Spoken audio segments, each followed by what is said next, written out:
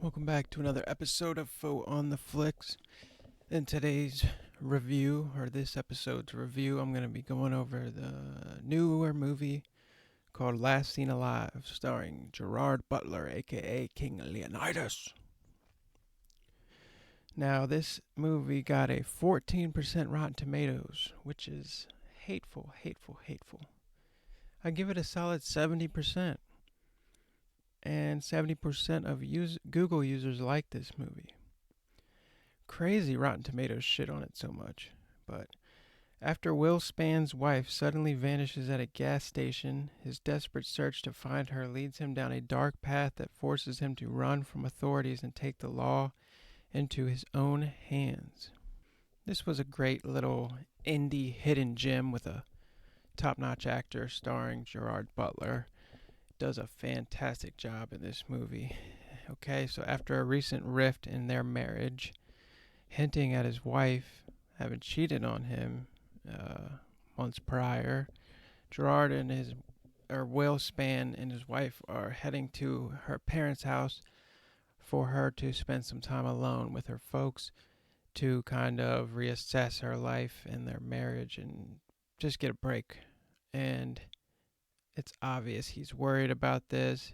He doesn't want this to happen, but he realizes that she needs time with her space, so he's agreed. He's doing the right thing as a husband, and he's taking her to her folks. But then they stop at a gas station in town, and the wife goes in for a snack and some water, and Gerard Will Spann is filling up his gas tank, and she doesn't come back. And he's like, starts to wonder, what the fuck? Where is my wife? Did she take off? Did she run away from me? Is this all too much to handle?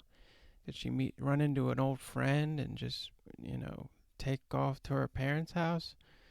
So he tries to get some help, and right away the clerk is being a dick to him. Like, it's confusing. Like, why can't you just check the fucking cameras, bro? And he says they don't work. But Gerard knows better. Will Spann knows better because the light is on at the camera. So he goes he calls the police, goes to her parents first. He looks down the road thinking maybe she just took off and is walking alone to her folks. He doesn't see her, goes to her folks, checks in with them, and they're kind of like, "What the fuck? What do you mean she's with you? She's not here. You guys were about to arrive. Like, what are you talking about?" So Will Spann starts to freak out. He calls the police with little success. He sits down with the cop in charge of the investigation pretty much, and right away he's being like judged on his marriage and starting to be looked at as a suspect with really no justification. It's really starts to hint at maybe there's a huge conspiracy going on here. Like, what the fuck is going on? Like, why is this cop being such a dick? And, asking all of these personal questions about their marriage and were they fighting and, just weird stuff going on. And he goes and checks in with her folks, says, he's called the cops, he's going to check the gas station again to call them if they hear anything. And they're immediately freaking out too, like, should we trust this guy? Like, what the fuck is he talking about? You know? So, without spoiling too much, Gerard says, you know what? Fuck this shit. I'm finding my wife my fucking way. Cops don't want to help. They want to act like it's me, like I did something, like I set this whole thing up. Like, fuck y'all. Fuck everyone. I'm finding my wife. I love her. We are on a rift. We're having a bad patch, but he loves her with all his heart. And he's fucking genuinely scared for his wife's safety. And nobody seems to be grasping the the dangerous, the crazy, like, urgency of the situation, I'm trying to say. So yeah, I don't want to spoil it, but he basically starts, doing what it takes to find out what happened.